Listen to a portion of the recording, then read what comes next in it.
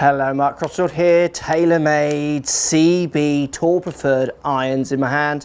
We're going to give these bad boys a hit, see if they're any good. We've got speed pockets on some of them and not all of them. This is the cavity back version of their Tour Preferred TaylorMade irons. Let's check these out. Let's get stuck in.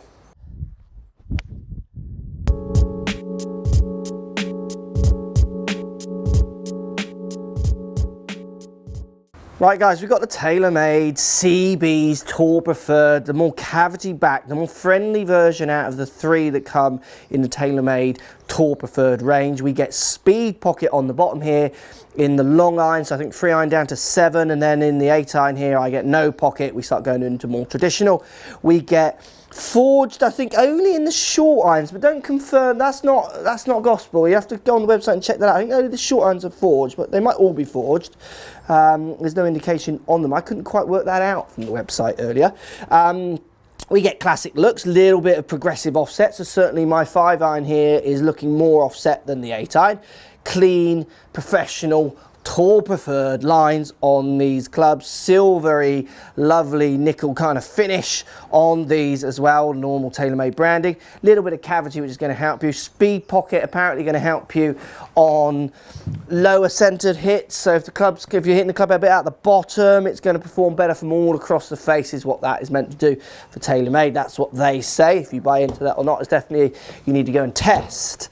The jury is still out for me what difference that speed pocket actually makes. So look, let's hit a few with the 8 iron and see what this one feels like. I've got GC2 HMT down here on the floor. I've hit some real balls with my Tactics Pro V1X balls. We're going to show you some real data from these clubs, also for distances and launch and all the rest of it.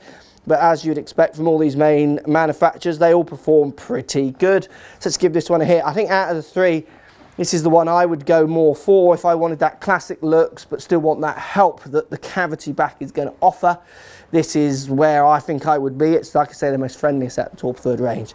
Nice medium to thin top line and not the biggest heads in the world. I've struggled with their Tour Preferred lines in the past because I've not particularly loved the shape, but this one's looking a little nicer. Let's give it a hit.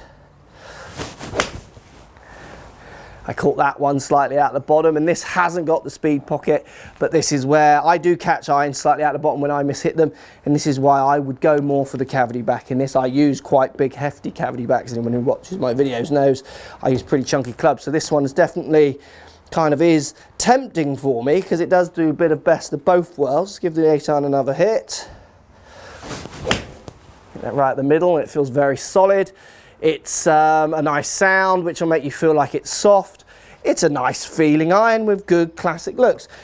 Now for me, let's just try the 5 iron as well. The blade lengths on these irons are just a fraction long for me. They're not, I think there are prettier irons out there in this ilk. This one's got the speed pocket on the bottom. Let's see if we feel any difference. We'll look at the data soon. I caught that one pretty good, and that felt pretty nice. It makes quite a loud ting. Certainly doesn't feel as soft as the 8 iron, this 5 iron. I don't know if that's just acoustics. Well, it is just acoustics more than anything else, because the actual feel of a club is almost, well, I don't think you can actually feel anything, to be honest. It's more the sound that you're going to be hearing, which you then equate to feel. Definitely a bit more offset in the 5 iron, which won't appeal to everyone. Appeals to me. I use offset iron, so I've got no problem with that. I hit that really well, and that does feel nice off the face. Again, if speed pocket does anything, that's for you to decide. I can't make my mind up on it. I'd have to see data. TaylorMade have shown me data that it does things, but how much you'd feel that in a round of golf, not sure. It's a good looking iron. They're slightly long in length for me. I think there are better looking irons in this ilk, in my opinion, but that's purely an opinion based thing. You need to go out there and see what you like the look of best. I think if you want an iron that appeals, you know, a bit of user friendliness, because this has that with that cavity at the back, and you want those classic Tour Preferred shapes, which these definitely offer, and you're a fan of TaylorMade, then definitely the CB is one you should go out and try. It's a good looking club. I think they've done much better than their old Tour Preferred range. It didn't really do much for me. The introduction of the speed pocket is interesting into the longer irons. Any little help in those longer irons certainly for me is a good thing. If it does offer that, definitely I would buy into that. CBs, let's look at some numbers. I like the looks.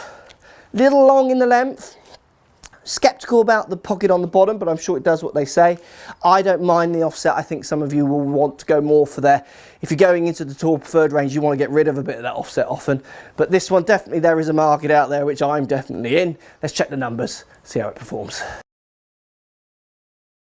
Right, numbers time. TaylorMade Tour Preferred CB iron, 5-iron and 8-iron numbers. Again, very good distance. What I'm finding with all sets of these irons, actually, for all the Tour Preferred range, I'm getting almost identical distance out of all of them.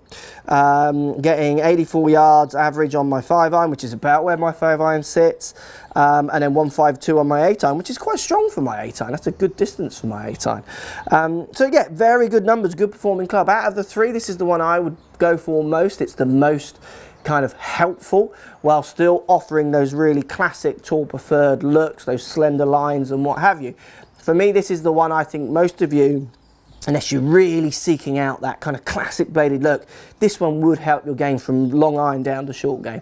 Like I say, if that speed pocket does it, doesn't matter. As long as I'm getting consistent results, I would use it. Again, without seeing the actual data on that and trying to test the speed pocket is very, very difficult to give you any kind of real data on that. Because when I have tested it, I don't really see any noticeable distance between any other club, which is why I would need TaylorMade really to say, look, here's the data of what we see.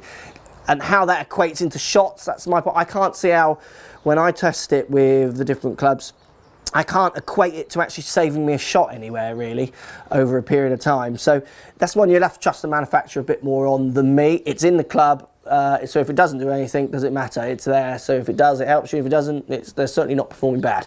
Good iron TaylorMade CBs, my preferred out of the three. Just the offset some of you might struggle to deal with, but go and try them. Let me know what you think. Post comments down below. Is it an iron you might hit? Love to hear. We'll speak to you soon. So if you like what's going on here, don't be afraid to subscribe to the channel. Also thumbs up the video, post comments, love to hear what you guys got to say. Let's keep it social. The more we talk, the more we share, the easier this game will get for everybody. So if you want to find me on Facebook here, you can find me on Facebook. If you want to tweet me, find me on Twitter here as well. Just follow the links, all in the description.